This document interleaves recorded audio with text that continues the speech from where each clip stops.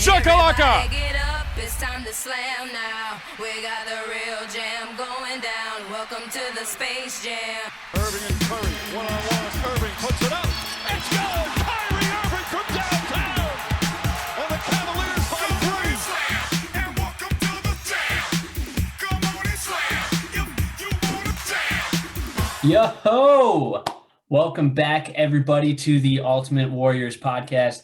I'm Ben Christopher. Last week, Teddy Too Sick was a little bit too under the weather to join me, but he's back this week. So, Ted, how you doing, man? I'm good. I'm feeling much better. It was random. Just 2 days I felt terrible, and then I felt fine after that. So I don't know what was going on, but I'm back in action now. That's called a hangover, Ted. That's what that's called. It might have been. I don't know. I went out golfing that morning, and I did not dress warm enough. It was like 40 degrees out, and I pretty much just had a long sleeve shirt on. So I think that's what it was. Well, I'm definitely glad you're feeling better. I do want to give a special thanks to Kevin Sledge from CLE Tribecast, and of course, our third Ultimate Warrior, DJ Andrew Smith, for helping me out last week. We had a lot of fun. It was a great episode. And speaking of DJ Andrew Smith, you know, even though he's not here with us today, he's got us covered as usual. So, Andy, why don't you let everyone know what they can expect on today's show? DJ Andrew Smith. Ultimate Warriors, born with the intangibles. Merry Christmas, you filthy animals. Spitting venom, yo, I can't even mask it. Murder this beat, get a casket. Teddy Two Falls, was Teddy Too Sick? Ted was ripping shots with Teddy's dime chicks. He woke up and took some vitamin C. Then he went back and gave the girl some vitamin D. Man on the grind all damn day. He's an OG classic, Penny Hardaway. Got you jumping around like the House of Pain. Larry Bird with the range and I'm making it rain. NBA come back, we really need it. Michael Jackson on this track, I'll straight beat it. Thanks for tuning in, man, you guys are the best. It's DJ Andrew Smith, man, you know the rest. Like DJ Andrew Smith.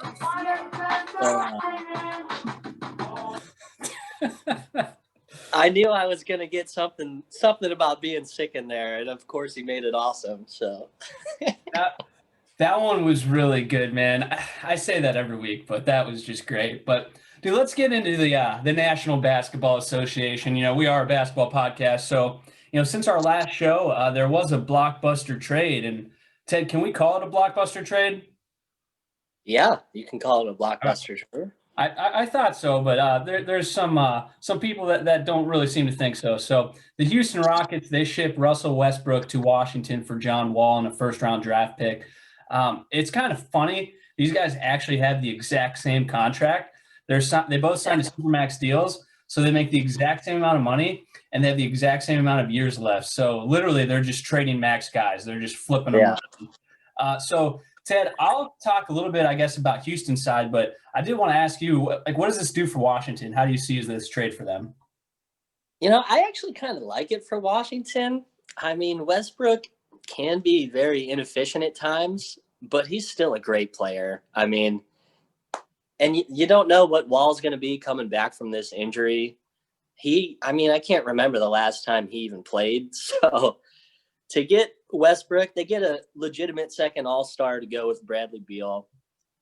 He's going to bring some intensity to Washington and some actual playoff experience that they're kind of lacking right now. I'm guessing he's going to average 20-some points, 7 to 8 assists and rebounds, somewhere in there. I mean, he's a stat stuffer. So I kind of like it for them. I think they might even make the playoffs. I actually do have them in the playoffs right now. So I don't know. What are your thoughts on it?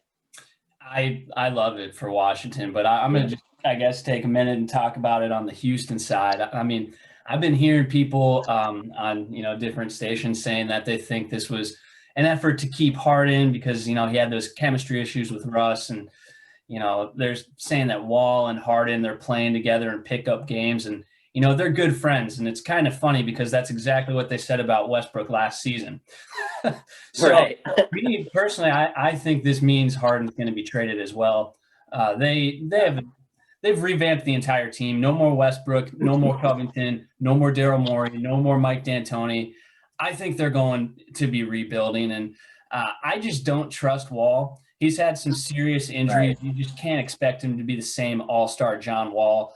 I imagine him when he comes back playing kind of like D Rose right now. A good player, but he's just never going to be what he was before. And he and D Rose, they played similar style games, just lightning fast, driving to the hoop.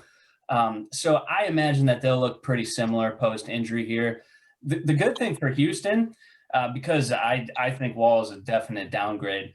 I mean, about that Westbrook dude, he was an all NBA player last season, and he's the first player since Oscar Robertson to average a triple-double in a season. He's done it multiple times. He didn't do it last year, but he was playing next to James Harden. I mean, he just didn't have the ball in his hand as much.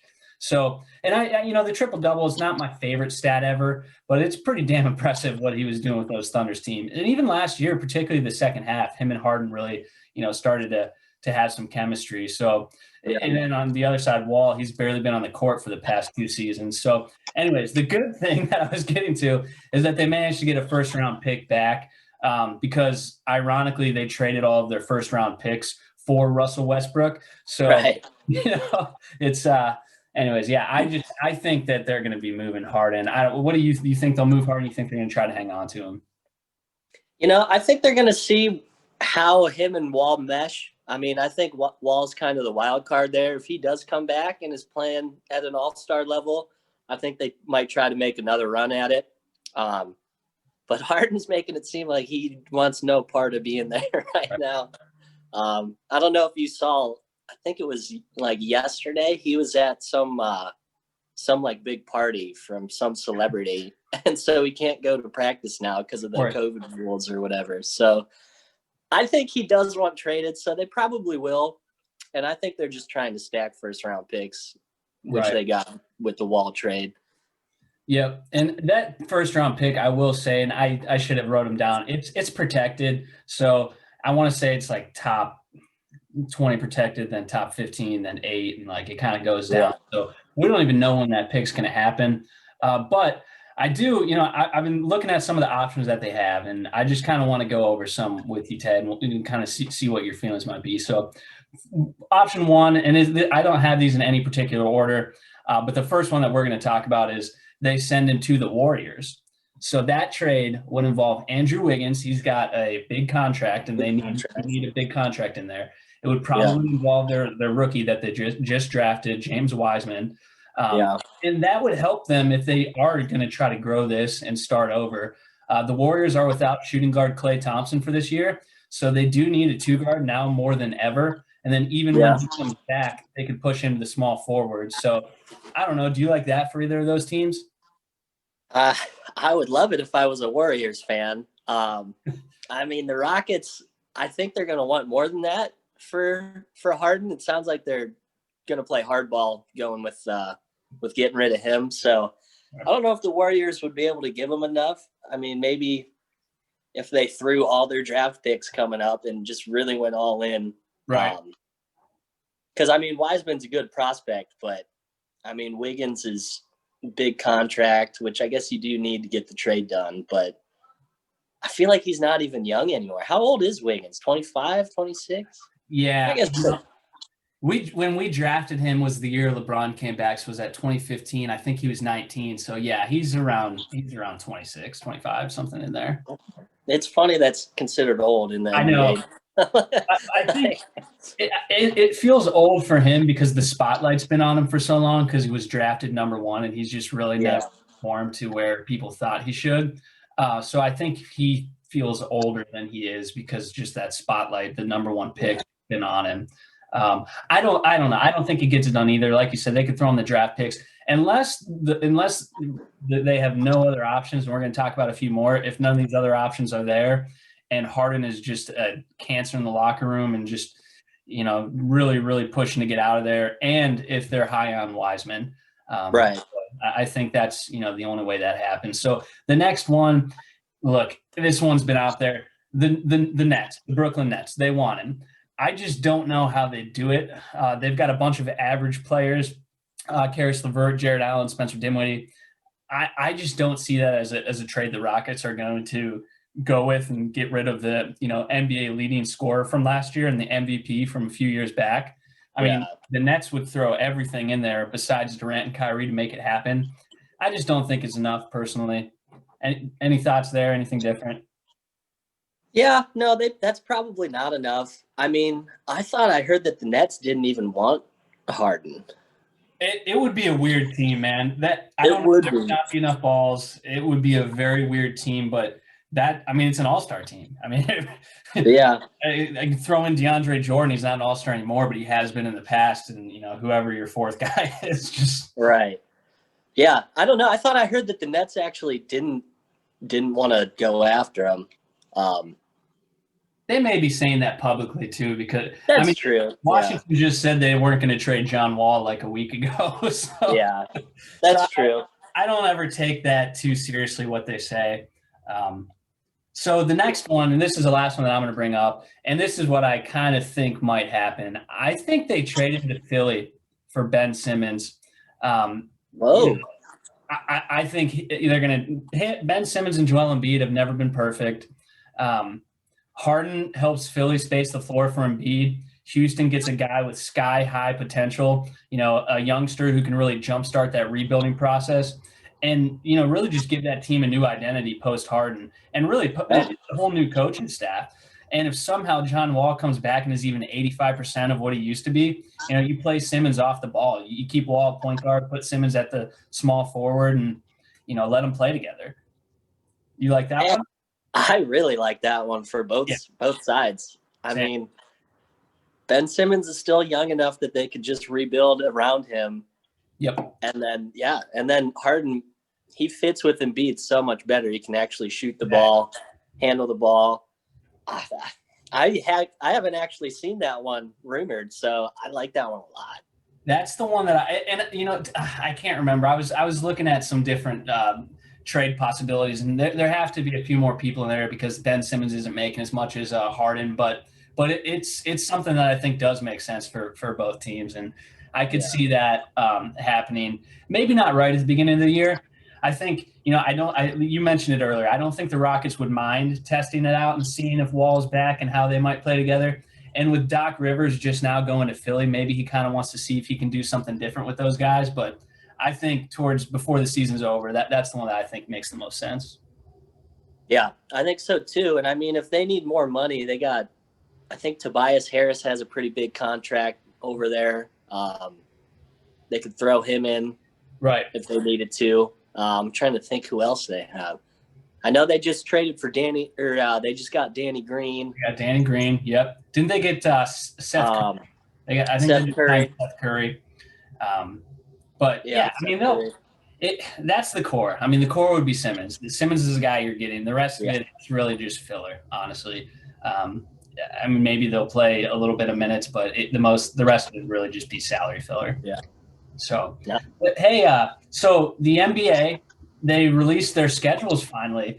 At least they released the first half of their schedule. So they released the first half of the 2020-2021 regular season. It's going to begin December 22nd, and the first half will run through March 4th. Now, they only released half because just with COVID and everything going on, they want a little bit of flexibility in that second half where they might need to make up games. So they are going to release the second half of the schedule, getting close to the end of this first half. So March 4th, when that ends, is technically an all-star break, but there is no all-star game or a slam dunk contest, none of that. It's basically just going to be 5 days off for these players. Give them a little break, and like I said, then they'll figure out what they're going to do from there. And the thing that really sucks, Ted, I went to a what are those called? Like a charity dinner. It was like an auction. You could auction on things. And me and my boss went in and bought 2 tickets. We auctioned on this. We have 2 tickets and a 2-night stay in Indianapolis, and then we're going to go to the All-Star game. And now there's no All-Star game. So I was actually, So I don't actually know what happens. They did say that the All-Star game will go back there, and I want to say 2024. Maybe it just gets pushed. I don't exactly know. But that kind of sucks personally for me. That sucks bad. I was so excited. I was like, man, Luke is going to be there. You know, it might be Zion's first one. Like LeBron's going to be there still. It's going to be nuts. And I don't get to go. I didn't know that. That sucks, man. Yeah. Oh, man. But, hey, so what can you tell us about the Cavs schedule?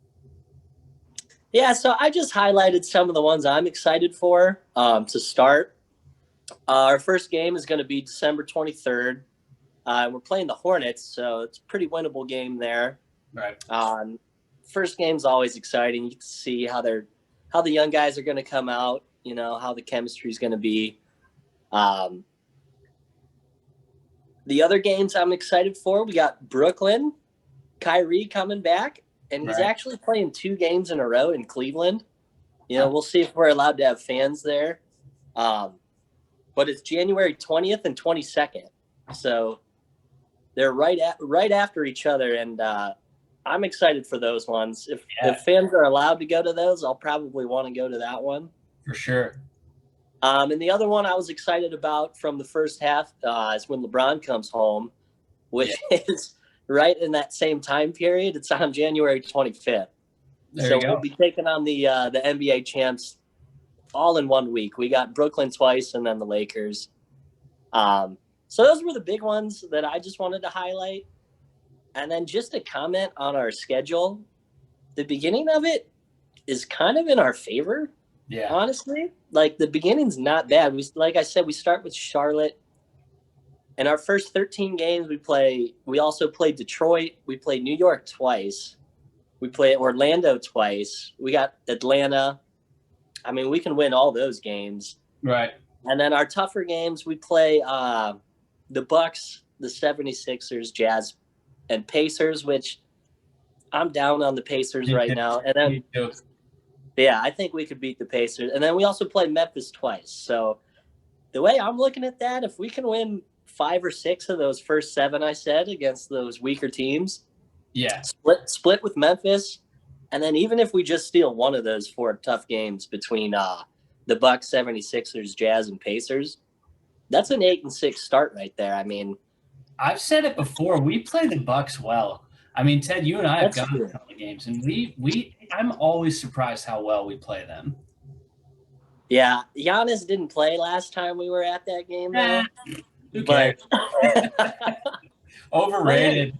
Honestly, if he doesn't play, we still. I mean, a win's a win. So, the beginning part of that schedule is in our favor. We do have a tough stretch. I wanted to point out.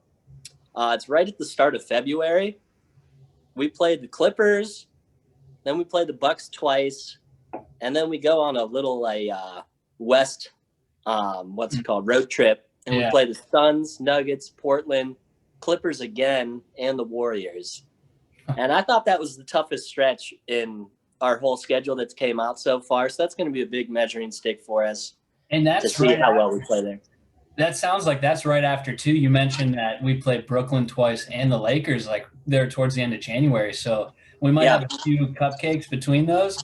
But, that might be a little brutal. You mentioned the other one, too, that I was excited about, and that's the Golden State Warriors. Obviously, we met in the finals 4 times. Our show is kind of named after something that happened after the 2016 series. So I'm always excited to see that. Hopefully we can pull off an upset there. But as far as the rest of the NBA, so I should say that this season is going to be a little bit shorter. It's a 72-game season instead of 82. We are going to play our conference and our division more often. We're going to play our conference, every team on our conference 3 times, and the teams in the Western Conference will play just twice. So it's kind of an advantage being in the East, but I did want to mention that. So as far as the NBA, there's some pretty fun ones, man. And really, I mean, the NBA did this perfectly, right? The season tips off December 22nd. So they've got 2 games, and they're awesome. You got the Warriors versus the Nets. So Durant's back playing the team that he left. Great game. He's finally They always love the revenge games on the first week. They love them. Yep, like when Kyrie left Cleveland for Boston. Well, I shouldn't say left. We traded him, but he made it clear he wanted out. You know, that year we played Boston the first game, so they do, and I love it. It's compelling. Everybody wants to watch, and And then the second game is just as good.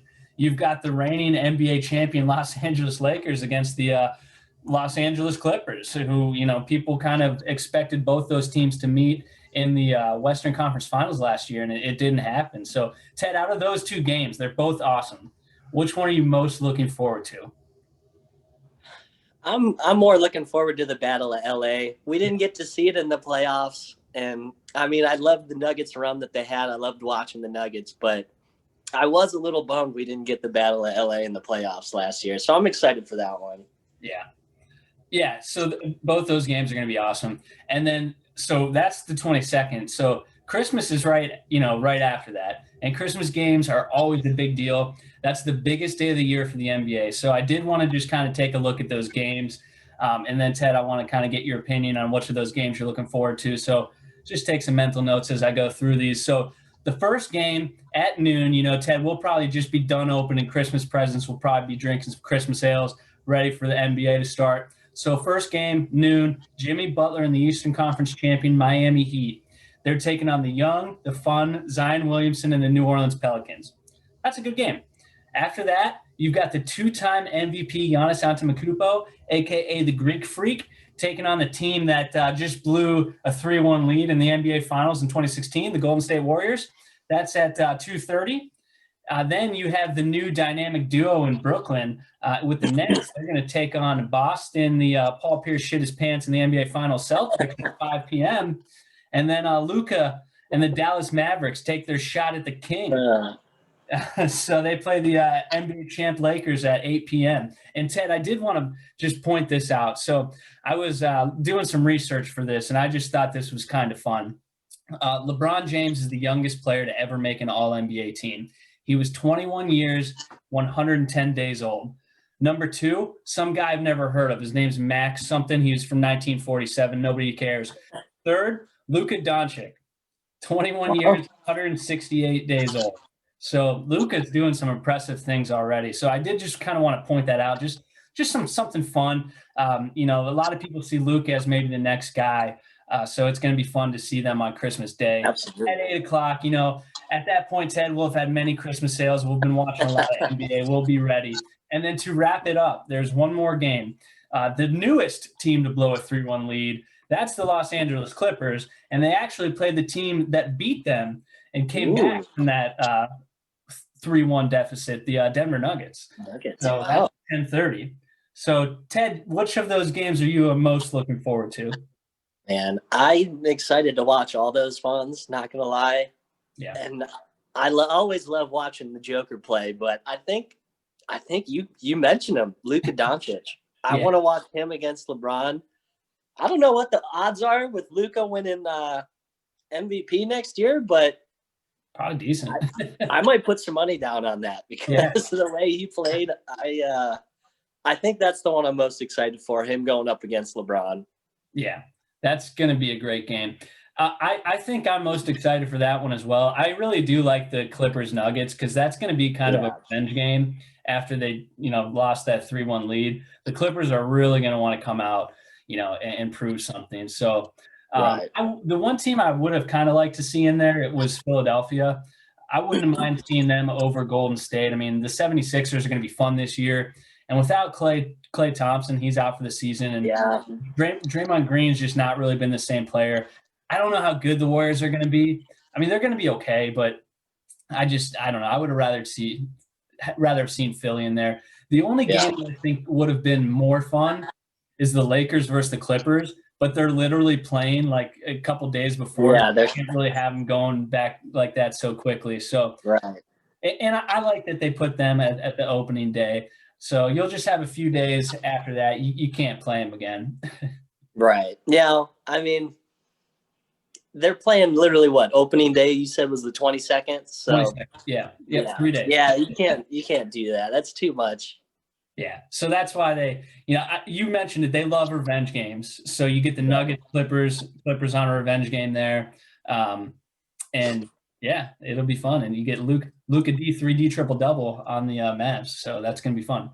No love for the Suns, huh? Suns are the bubble. The bubble darlings. They didn't want to put them on Christmas Day.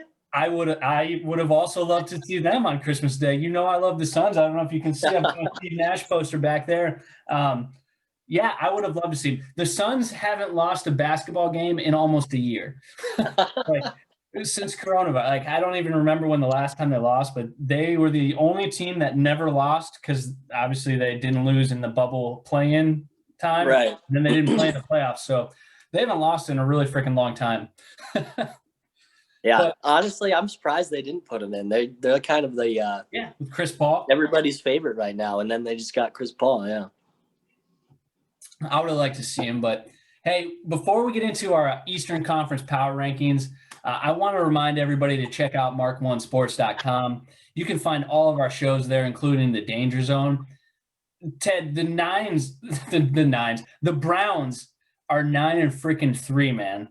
That doesn't happen. That just doesn't happen. Never happened. I'm 20. How old am I now? I'm 28. 6, 7, 8, 9. I think I'm 28 now, and I have never seen this before in my life. This is amazing. Dude, it feels so good. Feels so good to have a good football team finally. So take a listen to those guys. Enjoy. Our good friends Jeremy Lawless and Kevin Sleds, they have everything you need to know about the Cleveland Indians. This is a very important offseason for the Tribe. They've been talking a lot about potential Lindor moves. You're going to want to tune into them. And then the Mark One Sports Show, they keep you up to date in everything in the world of sports, news, movies, you name it. And we've got some awesome merch and some cool articles to check out while you're there. And then lastly, Moneyline DFS. They give you free fantasy advice, aka free money. So check it out. It's all free. Really good advice. So Ted, speaking of fantasy, did you play anything this weekend? I did, but it was just bets against my friends and head to head. We just made up a game and just played head to head. But speaking of free money, if you want free money, you need to sign up for Thrive and use the code Mark1 because we'll match whatever your first deposit is as long as it's over $20. So if you still haven't checked that out, definitely try it. I know I'm going to start up again once basketball starts here, but I think I'm done with fantasy football. So Yeah, I lose every time I play fantasy football. I need to take the advice from Moneyline DFS, but when I try to do it myself, I just don't know enough. Basketball, on the other hand, I feel like I can win some money. Sign up for Thrive and then listen to Fantasy DFS, and there you go. Oh, buddy, I'm signed up. I got my free money, and I'm bankrolling it until basketball season. But, hey, so the next thing I want to do is the Eastern Conference Power Rankings. Just want to kind of quickly go through each team, 1 through 14, and just kind of put everybody in a pecking order. I'm curious to see where you have some teams compared to me. Next week, we're going to do the Western Conference Power Rankings, so you'll get the other conference next week. We'll probably also give some playoff predictions, MVP predictions, that kind of stuff next week, just as we're really getting close to the NBA season officially kicking off, not just the preseason. We were also going to have a couple articles coming out. I've got one on Okora that I'm working on. We're probably going to be pushing that out this week to get everybody really pumped up here for the Cavs. So, Ted, I'm going to start with you, buddy. Number one in the East. Who you got? Who's your number one team? Number one in the East. Number one in the East, I got to stay with the Bucks. I mean, they won 56 games last year, and they've gotten better. So I think they're going to win. I guess it's only a 72-game season, but I think they might win close to the same amount of games, even with 10 less. Yeah. So in my opinion, they got to be the number one in the East right now. We'll see what happens with the Nets and the chemistry there, but I think the Bucks got to be number one. Who do you got there? I've got the Bucks as well. I mean, like you mentioned, those guys won the East last year, and they improved. Adding Drew Holiday, he's a great shooting guard, point guard, wherever you want to play him. He's going to be an improvement over Bledsoe. I think he's a big help for them. I don't see him taking a step back at all. I think they've taken a step forward. I do wish for them that they would have gotten Bogdanović. That really sucked how they messed that up. But yeah, I agree. They're my number one team. Man, it does suck that they didn't get him because I think they would have had a chance to win a championship at that point. I think now I'm still iffy on them, even though they're. Yep. Yeah, I just feel bad for them. It sucks, man. I've said this a lot. These Bucks teams, they remind me so much of the Cavs, LeBron's first time around, and they just Yeah. try to keep loading up. I'm kind of spoiling what I'm going to say next week, but I see him being the number 1 seed. I don't Yeah. see him coming out of the East, but we'll get into that next week. So number 2, I'll start with number 2, Ted, and then we'll have you reveal yours. You mentioned it. I've got the Brooklyn Nets. This is the new NBA Jam duo and Kevin Durant and Kyrie Irving. They also have a great supporting cast. That team made it into the playoffs last year basically without either of those two. So they have talent around them. I mentioned earlier there's rumors about Harden. You're saying that they might not be interested. Regardless, I think they're probably the number 2 team. It's going to be interesting to see Kevin Durant coming off that injury. And Kyrie, he hasn't really been able to stay healthy the past couple seasons. But if those two can stay, relatively healthy for the majority of the season, I've got them at the 2 spot. What do you think? Yep, I got them at 2 as well. I mean, it's just too much talent on that team. Even if KD and Kyrie have to miss a little bit of time, like you said, they have some other talent. Yep. Dinwiddie and LeVert. Right. They re-signed Joe Harris. They got Allen at center. He's a young center. He's pretty solid. So they just need to figure out their chemistry. And as long as those guys are healthy once the playoffs come around, they should be able to do some damage. So, yeah, I got them at number 2 as well. Cool. Yep. All right. We're on the same page so far. So number 3, Ted, I'll let you start with 3. Number 3, I'm still going with the Celtics. I know they lost Hayward, but they still have Tatum, Brown, and Kemba and Smart. So, and then they just signed TT as well at the center. Right. So I think those guys are just going to keep getting better. They get better every year. I believe they were the 3 seed in this past playoffs. So I think they're going to stay right around there, be one of the top teams in the East. I'm going to go with the Celtics at 3. Wow, Ted. The Lakers want their respect. LeBron wants his respect. And Jimmy Butler wants his damn respect because I've got the Heat at number 3, man. Those are the defending Eastern Conference champs. They basically stayed pat. So I see them. I mean, they're going to be a hard team to take out. Bam Adebayo in the finals, man, it sucked that he got hurt. That could have been a whole different series if he didn't. They looked incredible in the playoffs, knocking out the Bucks last year. So I've got the Heat as my number 3. Who's your number 4? 4, I have the Heat. Okay. Number 4. Okay. I mean, they were so impressive in the bubble and in that playoff run. Yeah. But, I mean, they were peaking at the right time. I don't think they can sustain that throughout a whole year. So I do think they're still going to be, somebody to reckon with next year. But I think they're going to be about the 4 seed. I have them in at number 4. Yeah, and they were the 4 seed this past year, weren't they? They were the 5 seed. They were 5. Okay, I Pacers knew they were right in the middle. Pacers were 4.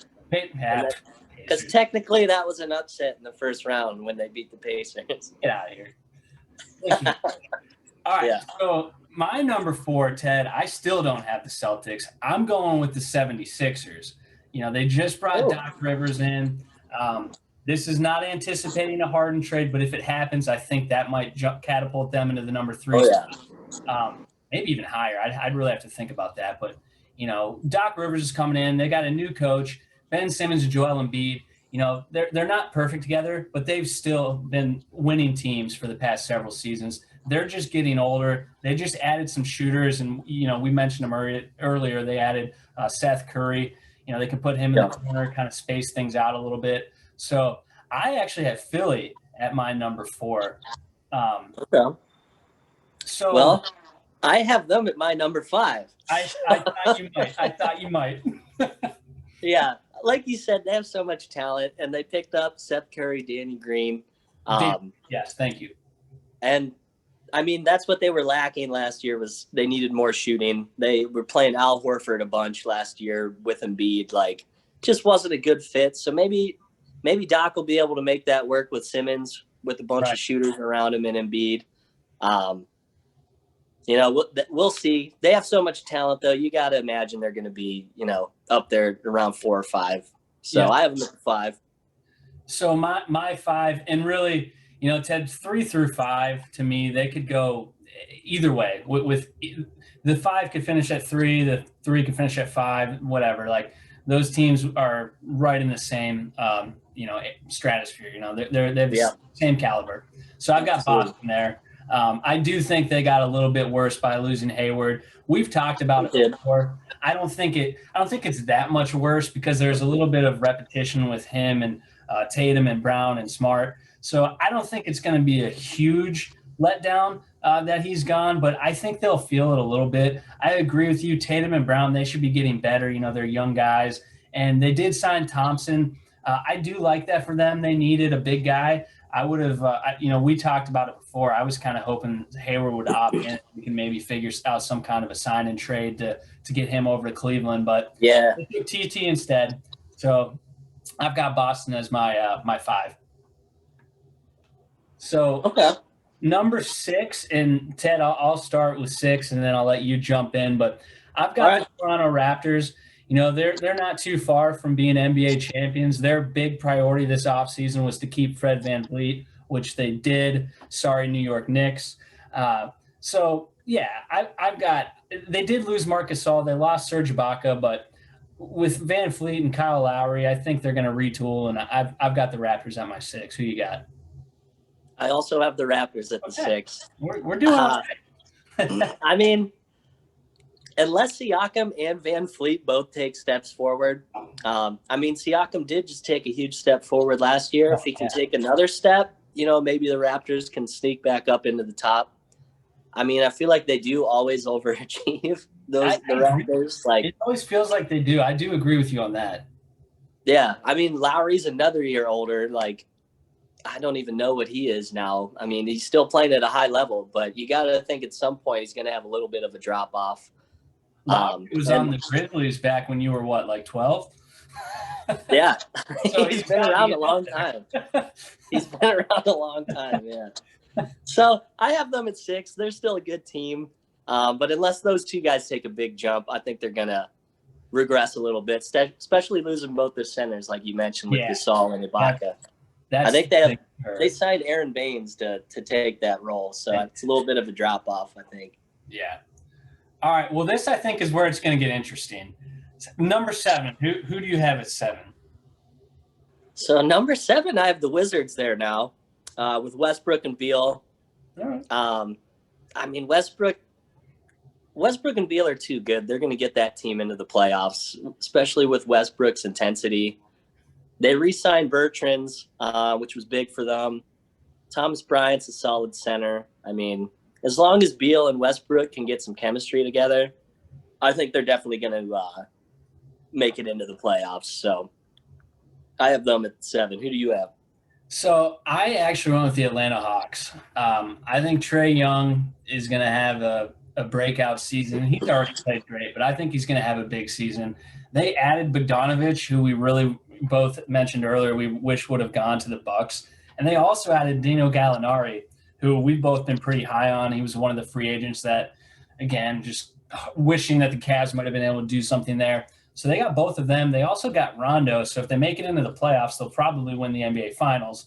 So they just got to get there, and Rondo will carry him home. Trae Young might not even start in the playoffs. They might just play Rondo, though. Trae Young he's going to win MVP, and then he'll be the 6th man of their team. Yeah. Rondo's going to start in the playoffs. Yeah, it's going to take him out. But so that's my 7. My 8, Ted, you already said him. I've got Washington at 8. And for every reason you mentioned, Bradley Beal was literally carrying the team on his back last season. And, they made it to the bubble, obviously didn't make it to the playoffs. He hasn't really had John Wall in 2 years. Russell Westbrook is going to be big for them. I think he is going to really help Beal. He's going to take some pressure off him. Beal doesn't necessarily need the ball in his hands either. He can catch and shoot. So Westbrook can kind of control the ball. It's going to give – Westbrook's going to be – dude, he's going to be fired up. He's going to be – just like when Durant left, the Rockets trading him, he's going to be trying to win MVP again this year. Right. So I've got Washington at 8. Who do you got at 8?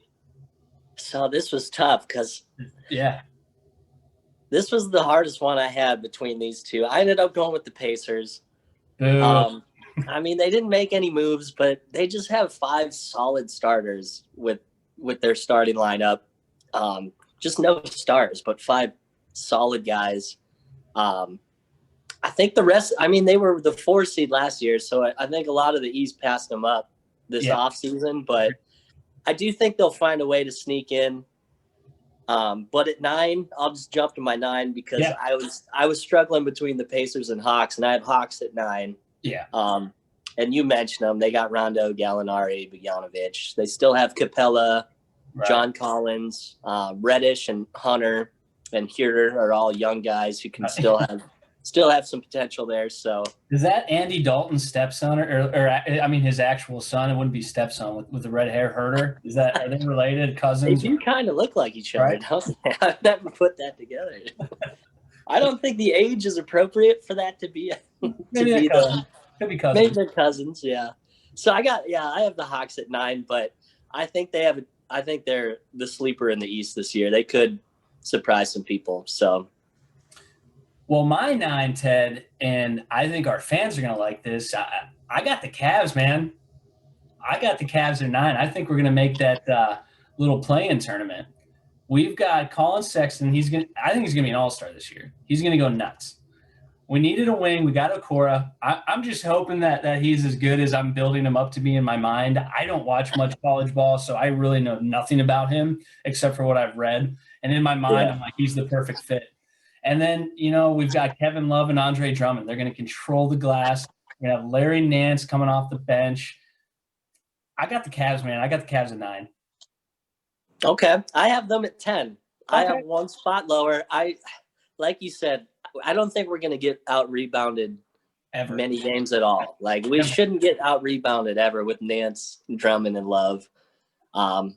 We just have so many question marks with our young guys in the front court. I mean, Sexton's going to score the ball, but we need him to take a little jump on defense. They're saying Garland's playing really well in this preseason. Yep. If he can take a jump, that's huge. Obviously, Kevin Porter, if he can stay out of trouble, I think we all think he has a lot of upside there. And then Okoro, like you mentioned, is he going to be able to play defense in the NBA like he did in college? In my mind, he's going to win defense. I think he can as well. Yeah, I think he can as well. But, I mean, it's still a question mark, him being a rookie. So I have him at 10, but if everything clicks, I think we can make that play-in tournament for sure. Yeah. So, all right. So we're close because my 10, I have the Pacers. So, we talked about them. I think they didn't do much to improve. Oladipo wants out. I don't know if they're going to be able to salvage that. I don't see them being a 4 seed again. I see them maybe getting into that play-in tournament at the 10 spot. So how about 11? Who you got at 11? 11, I have the Hornets. I think getting Gordon Hayward is really going to help them. And they have a couple young guys. They got PJ Washington, Bridges. Lonzo Ball, baby. Big ball. Yep. I think he's going to need a year or two, though, to truly become a good player. But he does have a lot of potential. But I think Gordon Hayward's going to help them out a lot. And they have don't they have Scary Terry still? Terry Rozier? They signed him to a pretty big contract, so they've got him and Hayward now that they're paying big money. Yeah, and then Graham played really well for him last year too. So I have them at the 11. I don't think they're going to make too much noise, but I do think they'll be better than the rest in the East. So I have them at 11. I also have them at 11. So you pretty much read my mind there. I think Hayward, I hope he can stay healthy. The guy's been through a lot. We've talked about him a lot on different episodes. We've always been Hayward fans. He's just been very fun to watch. I remember him almost hitting the national championship game winner against on Butler with Brad Stevens as his coach, and watching him just this dorky looking guy going in. Oh, he looked like a nerd. Oh, big time. I wanted to steal his lunch money, but I wanted to give him a swirly. But I agree with you. Don't forget they've got Michael Jordan, so they've got to do better than the Bulls, and they have Michael Jordan. He's the best Bull. So Ted, who you got at 12? Well, Speaking of the Bulls, I thought that might be the case. I have the Bulls at 12. I actually really like the Bulls backcourt in Levine and White. I think those guys are both pretty solid. I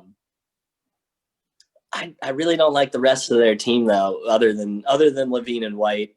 I mean, we went to the Bulls game when they played the Cavs last year, and Levine scorched us that game. Like 50. Yeah, so he is a really good player.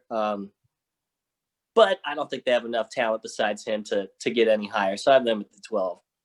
So I'm all right. So I have the Orlando Magic at 12. I mean, they made the playoffs this past year. You know, they have Vucevic. I don't know. They unfortunately couldn't get any home court advantage when they were in Orlando, but I got them one notch over the Bulls, who I have at 13. So I've got Magic 12, Bulls 13. And you said it. White really did impress me last year, but if Lowry marketing can take a step forward, like I think he might be able to. I think there's like a 50-50 shot that he really takes a jump this year. If he does, I would flip those. But right now I've got the Magic and then the Bulls. Who's your 13, I guess, and then that'll leave one team. Well, I think you're forgetting a team, but I have the Magic at 13. Maybe I am. And I'm excited to watch Fultz actually. I think he's going to get a lot more usage this year, and I'm just rooting for him, man. A number one pick. I don't even know what happened with him in Philly. Like, they were saying it was mental, but he was saying it wasn't mental, and he couldn't shoot the ball. Like, yeah, he played pretty solid for him last year, I felt like. So I'm excited to watch him a little bit next year, but I don't think they're going to be anything to. You mentioned Vujovic. He's a solid center, all-star caliber, but I don't see him doing much after that. Yeah, I mean, you mentioned Fultz. I mean, he was the number one pick, and the Sixers actually traded up to get him. The Celtics had one pick. They traded back. They got Jason Tatum. Who went 2 that year? Who was 2? Oh, Lonzo Ball. Yeah. So, yeah. All right. Well, Ted, who you got at 14? At 14, I have the Pistons. Oh shit! I didn't even put them in here. I was gonna say, I think you forgot somebody because there's 15 teams in the East. I don't know how they're so irrelevant that I didn't even put them on my list. I thought they were I thought they were demoted to the G League like they do in soccer. You know, in soccer, yeah. You can relegation.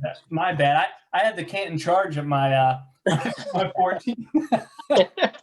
No, literally the only note I have with the Pistons is just said, when are they going to trade Blake Griffin? Like, that's the only reason to pay attention to him is, know, they're going to trade him at some point. So I have them at 14. I'm assuming you have the Knicks at 14 then? Yes, I do. The Pistons, dude, Blake Griffin can't stay healthy. Derrick Rose, you know, he was an MVP once. I thought they were in the G League. That's my fault. My bad. So I've got the Knicks. They don't have anybody either. They need to They need a new owner. They need to just give it a whole reboot. They suck. I mean, they suck. Every offseason they are trying to chase a superstar, but nobody wants to go there. I mean, Carmelo Anthony went there, and they went to the playoffs twice? Yeah, I mean, he was from there, isn't he? Though, isn't he from New York? Like, I think he is. So they got lucky with that one. Yep. But they'll probably sign every old free agent they can find next year because, you know, they always do that. They get Stephon Marbury, Amari Stoudemire, you know, everybody at the prime. So they'll probably do that next summer because there's no way they're going to get Giannis. So they're probably going to be right here towards the end of the list next year as well. So then, surprise, my 15 is Detroit, who also sucks. So, Ted, anything you want to say about New York, who you've got at your 15? No, literally, I just put Dolan needs to sell the team. Like, that's the only thing I wanted to say. Dolan just needs to, like, I feel bad for anybody that gets drafted there. Like, they get high draft picks all the time, and I don't think any of them have ever became anything. Like, like they have what? They have RJ Barrett. RJ Barrett was a high prospect. They have Knox from Kentucky. He hasn't done anything. Like, They had Porzingis, and then he's like, "Hey, get me out." That was the only good young guy they ever drafted, and they traded him. And even him, he really, he had some great games, but he couldn't really stay that healthy for them. Yeah. So Yeah. So I feel bad for Obi Toppin, who ended up getting drafted there in this draft. It's not really where you want to go as a young player. Dude, Jeremy Lawless is still crying about that one. He wanted Toppin so bad. Well, we'll see what happens with him in New York. I don't think it's going to be too good. They'll try to package him in a trade for John Wall once they realize John Wall's hurt. They love trading for hurt superstars that never play again. So they'll probably try to get Gilbert Arenas as well, just Wall and Gilbert Arenas, take both the Washington point guards of old. Yeah. They'll probably try to trade for Klay Thompson, too, since he's out for the year. Yep. Yeah, exactly. That would be a classic Knicks move, especially if it doesn't look like he's going to come back healthy. Right. Well, hey, Ted, that's all we got, really. We're like I said, next week we'll get into kind of our finals picks, our Western preview, all that kind of stuff. Ted, you have an obscure Cav of the week for me? I do. All right, let's hear it. All right, so he was the 4th pick in the 1994 draft. Okay. He played at UConn. He was he had a career average of 11.2 points per game, 6.7 rebounds, and he was known for more of being a three-point shooter, where he shot 35% career-wise, and he was on the Cavs from 05 to 07. Ooh. Oh, okay. So we didn't draft him. I thought we drafted him. I was nope. So 05 to 07 from you. I have a bonus hint too if you need it. Larry Hughes? Nope. Ah, damn. You want the bonus hint? Yeah, what's the bonus hint? The Cavs traded this player and Ira Newble for Wally Zerbiak and Delonte West. Oh, good Lord. Well, we know it's not Sasha Pavlovich because we'd never. And he was on the team with Sasha Pavlovich. He was a power forward. Drew Gooden. No, it's not Drew Gooden. Who is it? It is Donyell Marshall. Donyell Marshall. He missed a game winner that LeBron passed to him in the corner, and I'll never forgive him for it. So. Yes, he did. That's why you blocked him from your memory. That's exactly it. If he would have hit that, I would have just immediately had it. Yeah. Well, hopefully some of the listeners get it. I think this is the first one I missed. I think I've gotten all the other ones. This one I couldn't figure out. Yeah, I think so. So that was good. Zagana Jot? Oh yeah, of course. Yeah, you did get Zagana Jot. Yeah. Well, hey guys, thank you all so much for tuning in. This was a lot of fun. We're really looking forward to next week as well. Ted, anything to share before we peace out here? Yeah, guys, thanks for listening, and never forget, the Warriors blew a 3-1 lead. Yes, they did. Seconds. It's over. It's over. Cleveland is a city of champions once again.